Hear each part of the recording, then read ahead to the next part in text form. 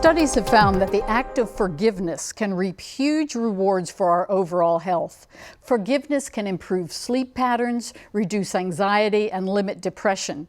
Jim Coffin with the Interfaith Council of Central Florida is here to discuss forgiveness and why it's particularly significant as we grow older.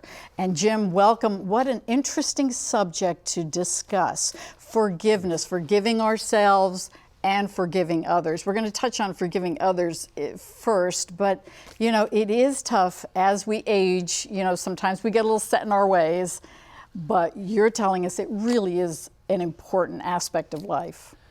And it can become, if we don't forgive, it can become so all-consuming to us. And so the person who has offended us, whether it's deeply offended or only minorly offended, but as long as we let it control us, then that's a problem. And So it's good to have those things taken care of as you're moving into to the latter years of life, so they're not still there. As you're making those steps and that progress in your later years, that those little things that have maybe been eating away at you. That's right. For ages. That's right. Need to be taken care of. Little story, my mother was abandoned by her father, she and her brother, when they were just children. Very young children, and he had no part in their life really at all. And when he was getting close to his death, well up into his 60s, he decided, well, maybe he should actually have some kind of a relationship with his daughter. And so there were two aspects of forgiveness. One was her forgiving him for the fact that he had never been there, and the other, of course, was him forgiving himself because he'd missed out on this. And so it was good to see a connection that was made. Probably never the deep connection that could have been, but certainly a step in the right direction. And that whole concept wasn't lost. That's because right. It never happened, it never took place. That's right. And of course, forgiveness is not just a total and complete thing that happens in an instant. It's a process. Of course. And I think that forgiveness in its beginnings is usually just not allowing this to eat you up. It's being able to encapsulate it, to put it aside, to where you can say, I can move on.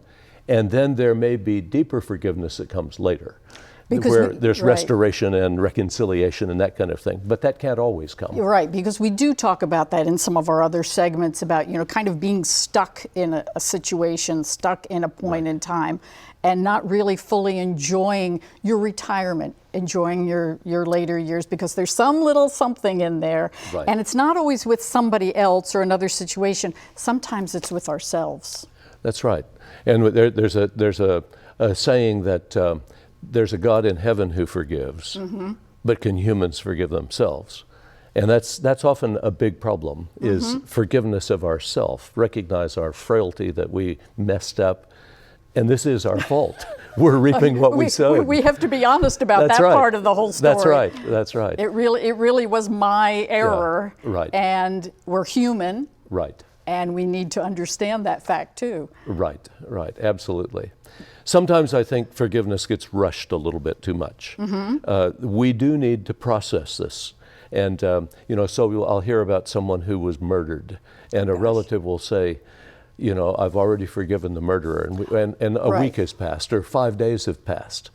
And I think, well, that's kind of premature, and that kind of, you need to actually go through an anger phase so that when you forgive, if you are able to forgive, you truly know what you're doing. It's like those stages of grief that you come to, understanding, and finally to forgiveness and understanding and that calmness. And sometimes then reconciliation, complete reconciliation can take place, a new relationship, a friendship, depending on what it is.